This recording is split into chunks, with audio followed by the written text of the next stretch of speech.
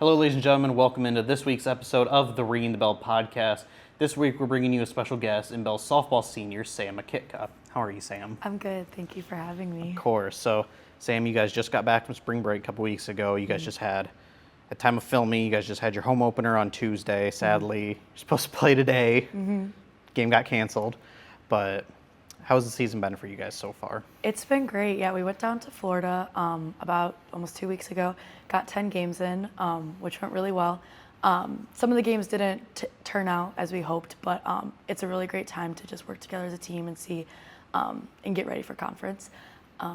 This year, we were really lucky. We are going to have 20 games before our conference game opener starts next Sunday on Easter Saturday. So just having that opportunity to work together and set a lineup and set our goals and how we want to work together as a team is really important. That this year we've been able to do that, because in the past sometimes we go right into conference and don't have the time to work together and have those extra games. So that's been great. And getting a chance to go down to Earlham a couple weeks ago for the Invitational. It was beautiful weather and good vibes, and it went really well. So it's been really nice to get out and play, even though it's cold in South Bend. But it's been really nice to have that, so we can feel good going into conference. Yeah. And you meant with going down to Florida, you guys were at the Space Coast Complex this year. All of our spring teams go on a spring break trip to go compete somewhere warmer because you can't get outside here. Yeah. What is that experience like for you? Obviously, this is your fourth one, so you've been able to go on. What has been different from years in the past? And then how is it growing with not only your current teammates that you had last year as well, but also the incoming transfers and freshmen? So this year was really exciting. We actually played on turf for all 10 games, which sounds really silly, but it kind of makes like an impact on the game and like a mindset, especially going down there in Florida in the heat. So that was really exciting and something fun that we were all looking forward to this year, which was really awesome. As far as my teammates from the past and our sophomores and freshmen, we have a really young team. Only three upperclassmen, and we rely heavily on our underclassmen to perform and to execute and to make us stronger as upperclassmen. So that's been really great, seeing them grow and understand their role on the team and see and promote them as big contributors, because they are. A lot of our field makes up the sophomore class and the freshman class. So it's really important that we have them and we're all on the same mindset and together as a team. So that's been really exciting for this year to go into that. And down in Florida, it was a great 10 days together. We had a lot of fun. It was really good weather, and And so before your junior year, there was a big change in St. Mary's athletics where we switched from part-time to full-time head coaches. With that came a head coaching change for you guys, bringing in Jordan for her first time coaching at the Division III level. What was that transition like for you, and the kind of change in the program, and how were you able to adapt to it? I was very blessed to play for Cassie and Jamie. They were great coaches, and they definitely set up my 2 years for success that I had, and I had great memories with them. So I miss them, and they'll always be a good part of me. But I was very excited to learn about Coach Jordan and see her new perspective on softball. Moving from the part-time to full-time was a big thing, having Coach Jordan here during the day, and just a lot more availability for either extra reps or time to talk. Significant for a lot of players on the team, especially when we had that big freshman class coming in and them adapting to college life and social life and softball life. All of that, being able to have Coach Jordan here to support them along with upperclassmen too was great. Coach Jordan has brought many things new to our softball program, especially fundraising. That is something we have not had before. We worked very hard my junior year fall and this past fall in 2025 for fundraising to raise a ton of money to get new parkas, go on spring break, try to think equipment, helmets, all of that wouldn't be possible if we did not do that fundraising. So that just shows how much we want Belle softball to grow and develop and continue to be, important for our community to see, and like our families. That's why we work hard here. That's why we play. So that's been really exciting. And in Jordan's first 2 years, you've been a captain for her both times. What has that leadership position meant for you, and being able to, as one of the few upperclassmen both years, be able to come in and know that you have these underclassmen looking up to you and that you're the one who's going to lead them into the success that you guys have had? Yeah, I really enjoyed being captain for the last 2 years. It's been great to be a leader, both on and off the field, but it is a lot of pressure, and at times it's a little more daunting than it seems. But I just remind myself that I remember looking up to my upperclassmen when I was a freshman, sophomore, and how important they are to me. So I hope that my teammates feel the same about me. But it is a big role to be on all the time, and mentally be here and just be where your feet are, So that's kind of been my goal this year as a captain, is to just remind all the girls that we're all going along the same process on this journey, whether you're a freshman or it's my last season, it's how you want to take it and how much you're willing to put in. That's kind of been our goal this year, is to go all gas, no brakes, and just give it our all, because we got nothing to lose. So as a captain, I've been trying to work hard to build relationships with the girls and just have them know I'm always there for them and support for them, because there's a lot more to life than just softball. And, so having that sisterhood with all 18 of us and being able to be each other's support system is way more important than softball. So it's been great. And anybody who knows you here at St. Mary's, that your schedule doesn't stop. You're constantly moving. Yes. How do you go about balancing not only your academics and your major, athletics, you have your student teaching as well, and you're also incredibly involved. I know that you just finished your term as our SAC president not too long ago. How do you go about balancing all of that and not allowing yourself to get burnt out? Not going crazy? No, it definitely has its days, good and bad days, but especially this last season of going in with student teaching and with softball, each day I've just been trying to have a good mindset about it and just know that this time at St. Mary's is coming to an end, so just kind of give it my all. But definitely time management, which is always kind of the bingo card with everything about management. But working on my school when I can, working on softball when I can, and not getting the two mixed or putting one off or the other, So, and I think with that, I've been very lucky to surround myself with good people who support my decision with student teaching, support my life of softball. So having them makes things a lot easier and gets me through the days. But definitely it's been a lot, but it's been a good lot. I have to stay busy. I can't sit here. So yeah. And what has that support system been like for you, whether it's friends, coaches, faculty and staff here at St. Mary's and at the school that you're currently working at? How has that kind of relationship been, and how have they been able to support you through your busy schedule? Through it all. I would definitely say the athletic department has been a big support system over, especially these past 2 years with being on SAC and getting to know a lot more members of the athletic department, like Coach Jackie, even Julie, Coach Jordan, just kind of going to them in times of concern or need or just need additional support. That's been really great to have them see me and understand what I'm going through, both at softball and at school. So that's been great. I'm very lucky I have great roommates who put up with me, and they miss me a lot during the day when I'm gone, but they always respect my decision to be in Angela for 5 hours a night. But that's been also really great too, that I know I can come here and then go home to them as well. That's been, I'm very lucky to have them.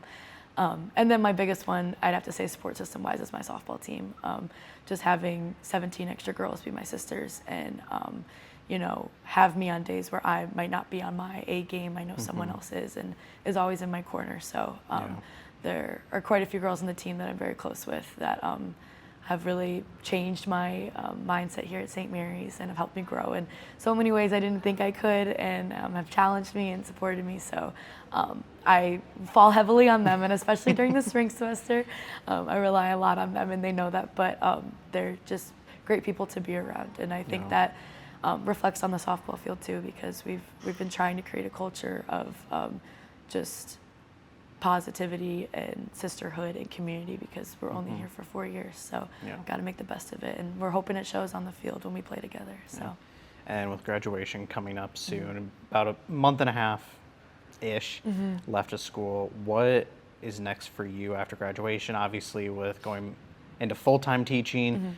and then is softball still going to be something that you're going to be involved with? Is it going to be you're going to look into coaching soon, or basically what is next for you? Yes. So I'm doing a 2 years master program at Notre Dame called ACE, ACE Teaching Fellows, where I'm going to be teaching in Cleveland. I just received my placement like a week ago, so it's very new. But I'm going to be teaching in Cleveland at a Catholic school, 4th and 5th graders, ELA and religion. So I'm over the moon excited. It's been my dream to be a teacher since I was in 2nd grade, honestly. So, I mean, I just cannot believe the time has flown, and I'm even student teaching right now. It's all been so surreal and a big dream come true. So, never been to Cleveland before, so I'm very excited to see what awaits there. But I think it's going to be great and very exciting. So I'm really hoping to continue some path of softball. I think moving away from being a player to hopefully a coach is going to be something I'm very looking forward to and excited about, hopefully inspiring young girls and still being a big advocate for all the things softball. So I definitely, along for a couple of years, would love to be a part of coaching, even if it's not softball, just other sports too. I think it's really important to have young women be that inspiration and support for those young girls. So I know we're looking at graduation, but if we look back at 4 years ago, obviously we have a lot of student athletes and a lot of students in general from the sort of Chicagoland area. Obviously you're from Naperville, but what drew you to St. Mary's and what was it about? Obviously you wanted to do teaching, but what was it about your specific major that you were like, this is 100%, I'm committed? Yeah, I was totally influenced a little bit. My sister graduated 2 years before me and played soccer here for 2 years. So once my sister Emily had this on the radar, I was kind of like, ooh, it sounds pretty great. I think I need to be there.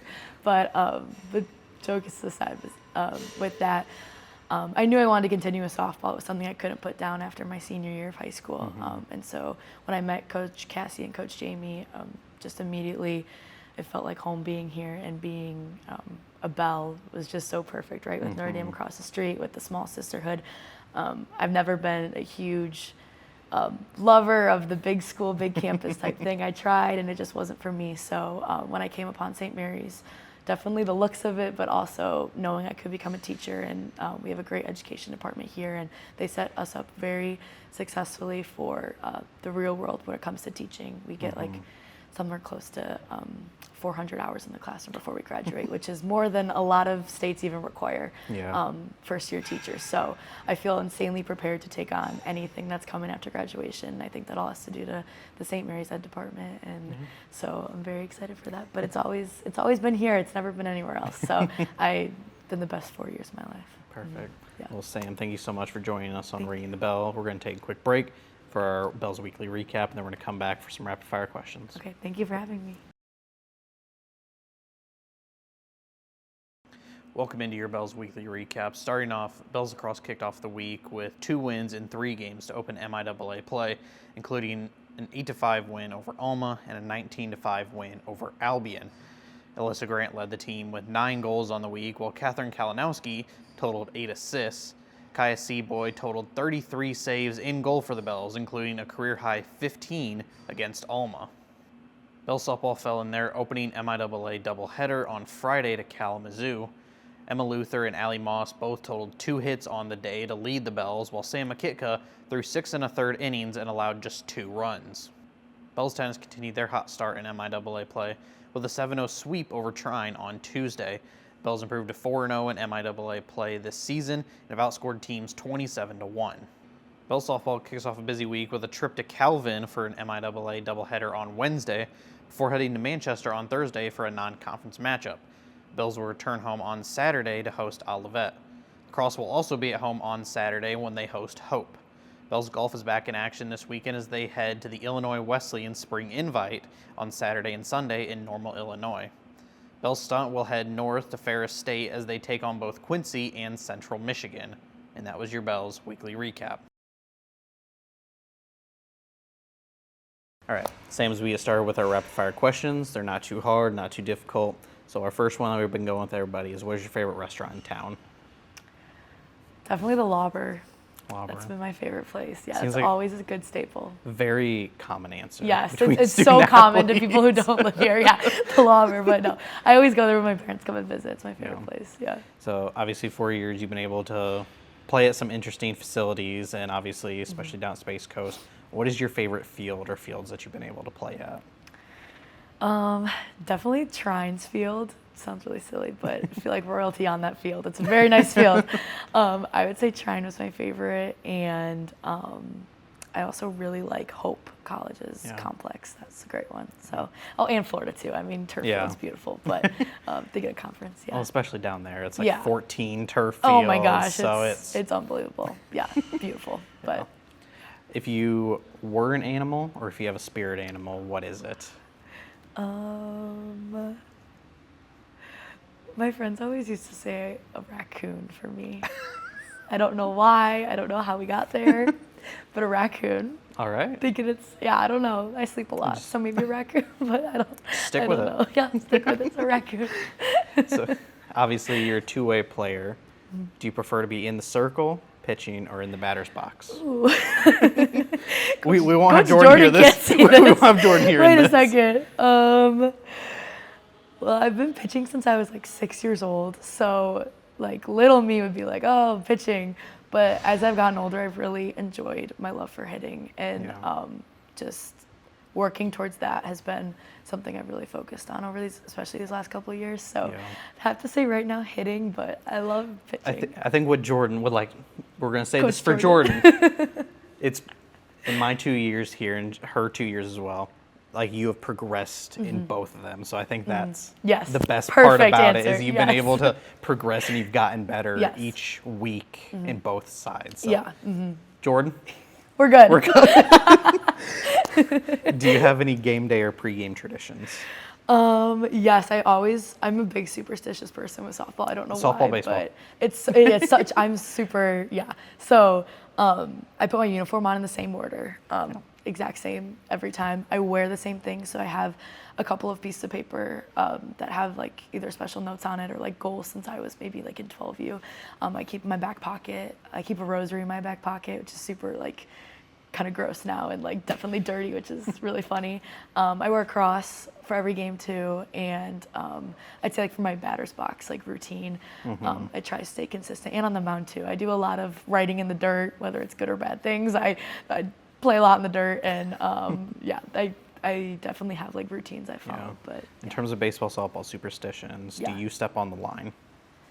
That has never been a big deal to me, ever. Really? Ever. And a lot of people are I would consider myself a very superstitious person, but like, I've always been like, it's the game, it's the field, like, yeah, I'll step on it, I don't know. Like, I think it's supposed to be just the like, before. going on to the field, you're running out there, I guess not, I would jump over it. If I Yeah. had the option, I would jump over it, I'd say. Just because like, obviously if you're running down the line, Right. you can't. Right, you can't go against it, but Yeah. I'd say I'd try to avoid it, I'd be that way, What is your favorite uniform combination that you guys have had recently? Ooh,